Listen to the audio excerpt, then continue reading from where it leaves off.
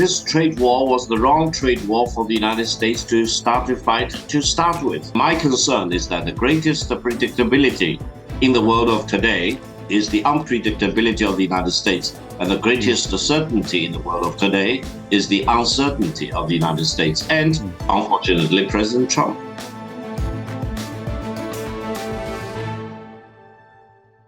Hello and welcome to the Fourcast. After months of a vicious cycle of mutual retaliation, as Xi Jinping has put it, Donald Trump and the Chinese leaders seem to have come to a truce in their first meeting in nearly 6 years. Speaking in South Korea, Xi agreed to stop withholding China's rare earth exports for a year and start buying soybeans from America again, while Donald Trump said that he would reduce tariffs and suspend port fees on Chinese ships. But how long will this amicable relationship last? Will all of this signal a closer tie between the world's two biggest economies? Well, to discuss this, I'm joined now by Victor Gao, Vice President of the Center for China and Globalization in Beijing, and Dr Yu Jie, Senior Research Fellow on China at Chatham House. Welcome to you both. Let me start with you, Yu Jie. Is the trade war over? Has it been suspended? And who's won, if anyone? Well, the truth is, it's not over yet. What we have right now is a temporary ceasefire between the world's two largest economies. Really, if you're judging from the details the two sides has been offered for now, I think we'll come to the stage that both ends and realize how difficult it is and how dependent each other is towards the economy, and has this a necessary ceasefire for the moment. However, I think really judging from the words, very cautious words from the Chinese state media, here is to say the protracted competition with the United States, difficult relationship between Beijing and Washington is really here to stay. So I think what we have today is both leaders realize politically it's important to have this temporary ceasefire. Victor, Donald Trump, after the meeting, said on Air Force One that the meeting had been amazing. Was it amazing for Xi Jinping? No. Definitely not. This trade war was the wrong trade war for the United States to start a fight to start with. China is on the receiving side, and whatever China is doing is in retaliation against the wrongful acts by the United States. And now the United States have felt the heat from the Chinese side, has blinked again and again. I think the United States realized that it is futile for the United States to try to achieve a chokehold against China, because China has enough wherewithal to fight back. This is the reason why the two sides have decided to back off from each other, at least temporarily. And I think going forward, the litmus test is whether the United States really honors whatever it has agreed in the summit meeting in the Republic of Korea. And that will decide whether China will again retaliate against whatever the United States may want to change from what they agreed in South Korea. But as Yu Jie said, they need each other. And hasn't, really the saga, the up and down, the trade war of the last 9 months since Trump took office again shown us, Victor, that actually they do rely on each other. China needs America's markets. America needs China's rare earth metals, just, to mention two items. Absolutely. China and the United States can do each other better if they really respect each other and deal with each other as equal. If the United States wants to bully China and try to suffocate China, first of all, it will not succeed. Secondly, it will really suffer the retaliation from China. China has never initiated this round of trade war or tariff war. It is always the United States which wants to fight against China. And I hope by now Washington has fully realized it is futile for the United States to try to suppress China by such wrongful acts of tariff war. And China has demonstrated its consistency in terms of its position and policy of fighting back whenever the United States wants to bully China. And China demands to be treated as a complete equal partner with the United States, rather than anything less than an equal partner. Yu Jie, do you think that China holds stronger hands in this tussle, or America? Or are they literally both equal, although they want different things, obviously? Well, I think they're actually both equal, and obviously they want different things. And first and foremost for China, I think what they really want is to increasing its economic strength and also try to enhancing its capability on high-end technology. That is to say, it can withstand geopolitical pressure from the United States and also from the collective West. Now, secondly, I think in here, as I said earlier, politically, both leaders want to have some kind of temporary truce. And for Donald Trump, and he's able to justify to his domestic audience that he has managed his relationship with China, managed tariff issue. Whereas I think really for Beijing, it's really a matter of taking this as a stalling approach, of taking a longer time to buy its time and try to strengthen its own domestic economic resilience. So I think both want this ceasefire, but for very different reasons in here. Do you think the whole trade war of the last 9-10 months was completely pointless, Yu Jie? Well, no. I think surely it is really a sense of testing who has the strengths and who blink first. And obviously, Beijing has really taken a playbook provided by the United States, that is to say, using the maximum pressure to your opposition to achieve what I want. And I think that's the playbook Beijing has learned. So it put in a way that I think the United States has inadvertently become the best teacher for China and how to be a superpower. Victor, what's your response to that? Well, China does not need an additional teacher. China does not want to be a superpower. China just wants to be treated as an equal and on fair basis. Hang on a minute, I'm going to interrupt you there. You said China doesn't want to be a superpower. Come on. China wants to be a superpower. China is a superpower. A superpower, by Chinese definition, is some country very abrasive, very much domineering against others, and never treats other countries as an equal. Now, this trade war or the tariff war is completely pointless. It shows that the United States cannot win this trade war. And I hope President Trump will tell the American people that it is the American people who will eventually pay the bulk of all the tariffs charged by the United States against all the other countries, including against China. China will never pay a single penny of the tariff charged by the United States against Chinese export to the United States. Therefore, I truly believe this trade war is really much ado about nothing. It demonstrates the United States doesn't care about free trade. It really wants to throw a wedge into free trade for what? For damaging and ruining its own reputation and respectability. How can you be so sure that China will... Go on, Yu Jie, please, weigh in. Sorry, if I may add in here, I mean, it's not to disregard or disagree with Dr. Gao in here. I think what we have in here right now is finally a G2 framework, and has been admitted by the United States. Really, I'm speaking from the evidence, from the tweet that has been sent to the White House this morning by saying the G2 meeting is about to start. So I think really after this few months of trade war, the United States certainly has treated China as that sense of undisputed equal. So I think that's what China wants. And I think that's what Dr. Gao was saying about regarding the respect. I think it's that respect element and what we have as of today. Victor Gao, you've been quite rude about America and its intentions in the trade war, but Donald Trump has been nothing but polite about your leader, Xi Jinping. He called him a strong leader, a great leader. Why doesn't Xi Jinping return the compliment? Why don't you return the compliment? I always have the highest respect for the American people and for the ingenuity and the creativity of the United States as a nation.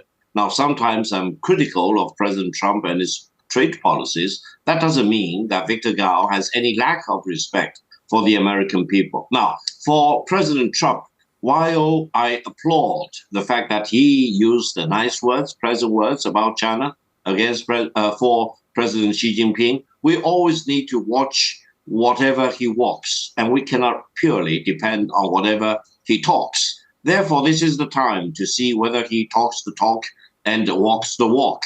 And this will be the litmus test. I think, and my concern is that the greatest predictability in the world of today is the unpredictability of the United States. And the greatest certainty in the world of today is the uncertainty of the United States and, unfortunately, President Trump.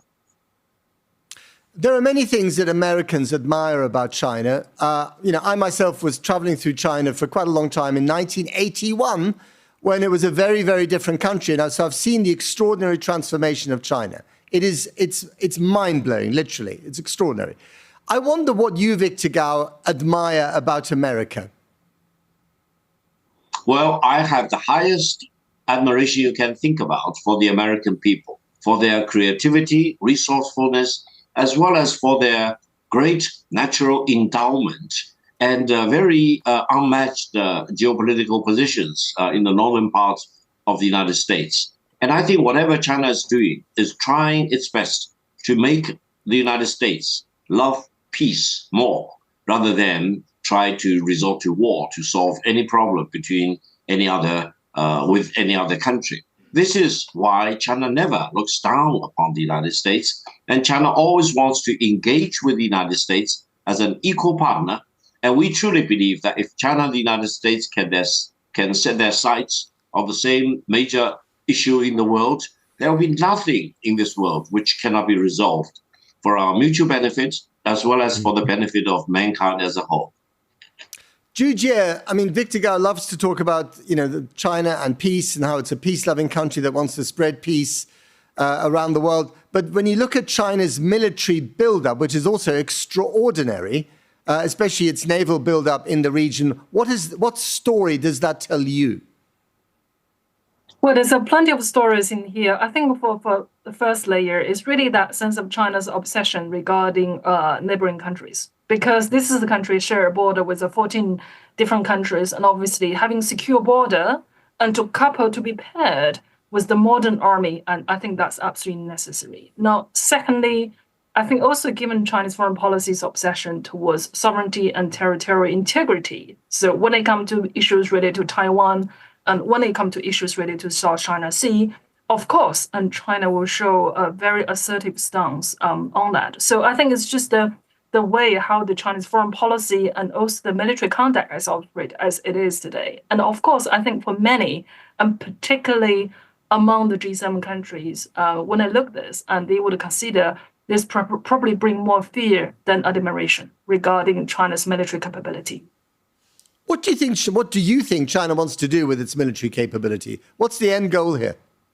Yu Jie. Well, the end goal is really about deterrence, to win a war without fighting. I mean, if we come back to a month ago with that gigantic military parade to be put forward at Tiananmen Square, and one thing has been quite clear is that the message has been clear there, and that China does have the capability when it comes to the military competition with the United States or with the others. However, whether China decided to use it, that's an entirely different matter. Victor Gao, is that this parade of military hardware that we saw in Beijing, is the language that comes out of your leader, Xi Jinping, is that about respect? Is it about fear? Is it about domination in the region? What's it about? Well, the victory parade on September the 3rd has only one purpose. That is to defend China's sovereignty and national territorial integrity, and to make the United States and the American people love peace more than what they used to. And this is the only purpose. China's national defense is not a measure up against any of our neighboring countries. It is a measuring up against only one country, that is the United States. And the only purpose of measuring up against the United States is to make sure that the United States will love peace and will no longer be happy to move to the gun and shoot from the hip, especially not vis-a-vis China. That's the only purpose. But hang on a minute, Victor. It is Chinese components that allow the Russians to fire missiles and drones into Ukraine. China could stop the war in Ukraine today if Xi Jinping picked up the phone to Vladimir Putin and said, we can be the best of friends, but you cannot wage this war. He has refused to do that. He has met Vladimir Putin together with the North Korean leader at that parade on the 3rd of September. I mean, these are not exactly peace-loving signals, are they? You are wrong, with due respect. If China supplies weapons to the Russian side, Russia would have won the war overnight. For example, China has this monster lethal anti-drone weapon and system, which can shoot down any group of drones en masse. And this is exactly what the Russians would need, because drones launched and used by the Ukrainians have done havoc against Russia, not only inside the Ukraine, but deep inside Russia. This is ample proof to show that China does not supply weapons to either Russia or Ukraine. And if China supplies weapons to either side, that side receiving China weapon will win the war immediately. Yu Jie, is any of that right? Well, I think regarding the Russia, Ukraine, and China, and that's an entire separate question. But what we can really judging from the meeting, what we had today, I think President Trump even mentioned that was much hoping that can work together with China to resolve this war in Ukraine related matters. So let's see whether the G2, the framework which we just had this morning, will be able to solve the Ukraine-Russia issue for now. But I think at the moment, we have seen a lot of words being floating around and very little deeds that how much, firstly, Washington get involved, and secondly, how much Beijing would like to get involved on European security architecture. But if China was not providing the kind of overtly non-military aid to Russia that it's been providing, for the last 2 years or 2.5 years of the war, do you think that Russia would not be able to conduct this war as it has done so far? Well, I think weapon is one thing, but another element in here is this regular trade between China and Russia, and also the volumes of trade and that Beijing has purchased from Russia that somehow give the bloodline to running the economy. So it's less about the weapon, but I think it's more about the trading relationship that Beijing has offered to Russia right now. That seems to putting under the scope being further examined. Victor Gao, why is Xi Jinping so friendly with Kim Jong-un of North Korea and Vladimir Putin of Russia? I mean, if he is this great, amazing world leader, as Trump has described him, surely he should be keeping a different kind of company. Well, for the record, China and DPRK have the only blood treaty between China and any other country. That means after the end of the Korean War, China and DPRK have signed a mutual defense treaty whereby each side will need to come to the other side's defense if the other side is attacked. Now, this treaty is automatically renewable after 20 years, and it has never been terminated. That means between China and DPRK, we do have this time-honored mutual defense treaty. And China only has this defense treaty with DPRK, not with any other country. That means if any country wants to second-guess China's determination to come to DPRK's aid if DPRK is attacked militarily, then please read the national and the mutual defense treaty between China and DPRK. Now, between China and Russia, we engage in normal trade with each other. China will never allow any other country to disapprove or to disqualify China from engaging with any other country, including Russia, in normal trade relations, unless it is being blocked by the United Nations Security Council. That is the only litmus test. China does not allow any sanction imposed by any other country except the sanctions blessed by the United Nations Security Council. I want to talk about nuclear weapons and nuclear testing a little bit, if I may. Donald Trump, actually to many people's surprise, also announced today on his way back to Washington that he wants to resume nuclear testing immediately after having not done so for 33 years. Now, what does Beijing make of that statement? Well, Beijing's policy about nuclear weapons and use of nuclear weapons and non-use of nuclear weapons against non-nuclear weapon countries or nuclear weapon-free zones is well recorded. China will never use nuclear weapons against any other country ahead of time, and China will never allow any other country which uses nuclear weapon against China to survive China's nuclear retaliation.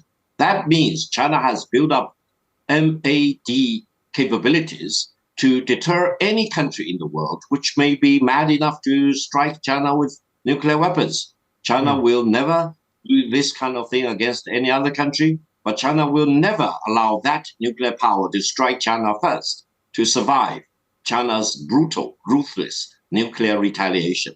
I hope President Trump will get that message, and I hope the United States will never ponder the possibility of using nuclear weapons against China, because that will trigger immediate nuclear annihilation of the United States by the Chinese retaliation.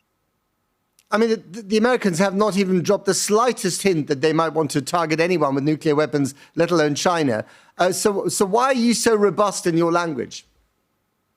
No, it's not my language is robust. It is China's position is as robust as you can expect.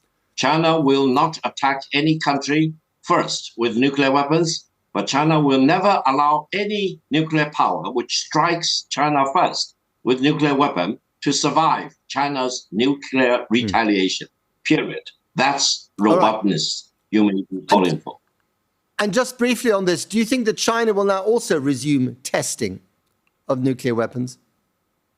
China has never stopped nuclear testing. China's nuclear stockpile is a fraction of that of the United States or of Russia, but China's position is very clear. China will have enough nuclear warheads after the first nuclear strike by any nuclear power to make sure that that nuclear power which strikes China first will be annihilated by a nuclear weapon. That is Armageddon, period. Well, beyond the mountain, I think, I'd just like to add in on this element in here. So while we're talking about DPRK, while we're talking about China, and we also talk about Russia and Moscow earlier, I think one of the biggest worry Beijing would have right now at this moment is that a close ties between the DPRK and Russia does not serve China's interests very well. Now, having both surrounded by nuclear neighbors, and China's policy obviously is do not rule out, firstly, by not using the nuclear. However, I think these things need to be said that what Russia and DPRK has been doing is not something at Beijing's best interest at the moment. Okay, let's move on to, I want to get back to the trade relationship between America and China, which is, at the heart of the meeting that we had today. And I just wonder, Victor Gao, whether you think at the end of the day, America and China can find some kind of mutual understanding where they both, produce high-end goods when it comes to, artificial intelligence. They both produce electric vehicles. They help each other on things like climate change.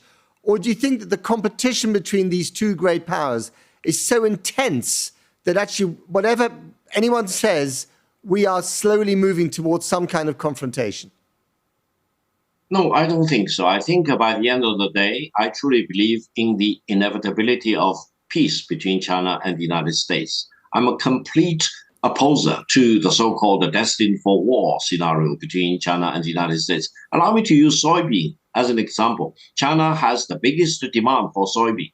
And if the United States wants to wage a tariff war against China, then China will not buy a single item of soybean, to the great detriment of the soybean growers in the United States. That means the United States should give up any idea of weaponizing tariff against China, because otherwise China will retaliate. China will be ready to see complete winding down to zero of the two-way trading goods if the United States wants to weaponize tariff. That is the bottom line.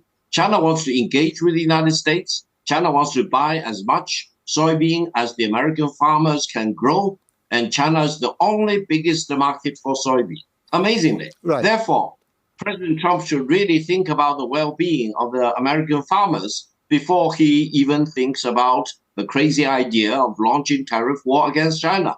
We should go back to square one. That means China and the United States don't weaponize tariff against each other. That is the better way between China and the United States.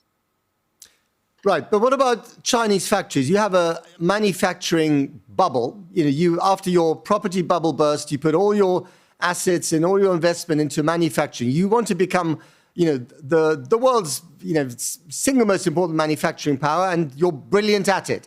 But you need to sell the stuff that you make, and you can't sell all of it to China or even to Southeast Asia or to Europe. You're going to have to sell a lot of it to America.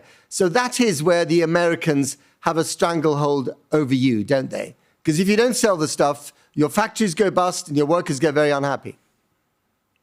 With due respect, I completely disagree with you, sir. Why? Because the United States has been calling for decoupling for at least 7 or 8 years. Do you think China will not prepare for that extreme situation, China's fully prepared if the United States really wants to decouple from China. Meaning there will be no more trade between China and the United States if that's what the United States wants to see. And China will be fully prepared. Do you know what we are talking about now?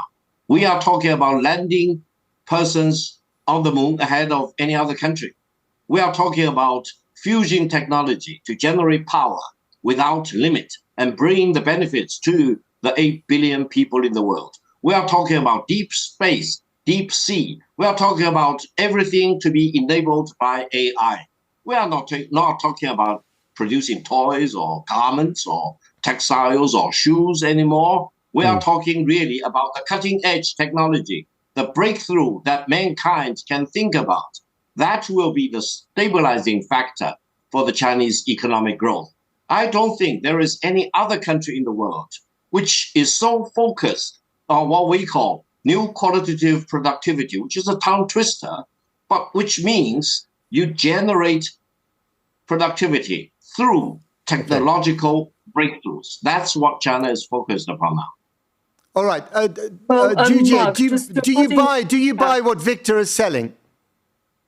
Just to putting this, not the tongue twister, but the new terms on the economic terms that Beijing has defined, putting it aside, I think what we have seen so far, really, again, judging from the readouts we have from both ends today, is actually the United States is promising to invest more in China. And that is actually not reducing the dependency, but actually increasing the dependency between China and the United States. And if we're talking about market behavior, and what the United States has been asking China to purchasing extra soybeans, that is actually a market distortion. That is not actually something that follow the market economy. So whether China is willing to do that, that is up to Beijing to decide on the one hand. Then I think on the other hand, Beijing has already learned from that sense of unpredictability and also the economic behavior that's set up by the Trump administration. So what Beijing has decided is not to putting all the eggs in one basket. I think equally United States is playing on a similar strategy in here to not overly dependent on China. And likewise, I think European Union does the same thing. So I think what we have right now is every single country, major economies in the world, they all become so inward looking. And it has led into the situation where we are today. So it's less of the dependency, but it's more about setting the fortress and how can I protect oneself. Okay. Just finally, I want to spend a minute or two talking about Taiwan. First, Yu Jie. Taiwan, as far as I can gather, didn't come up at all in the meeting. And certainly there was nothing in the official readout about Taiwan. Does that surprise you? No, it's not surprising me at all. I think really judging from the results and also judging from the mood with the United States, that obviously Taiwan is a major, major issue between the two. And then that's probably the fundamental agreement between the Beijing and the United States back to 1979 when they formally established the diplomatic relations.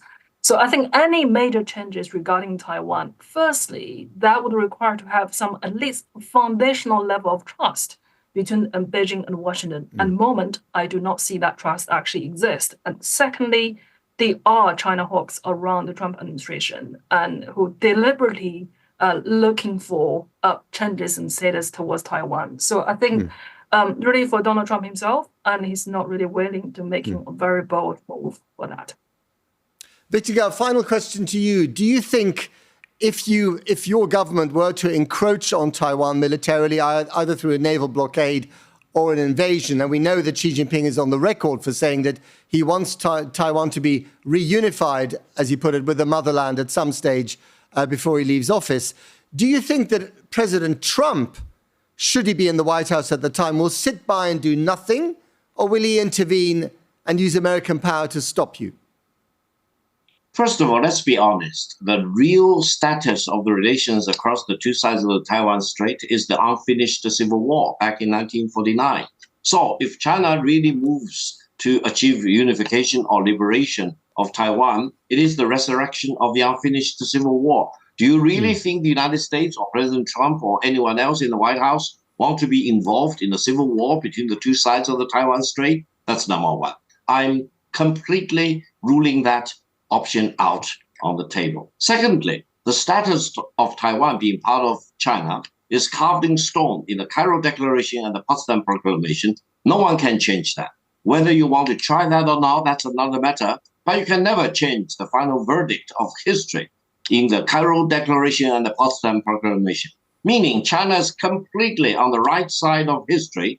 If we want to have another civil war to finish the unfinished civil war back in 1949, that's China's internal matter.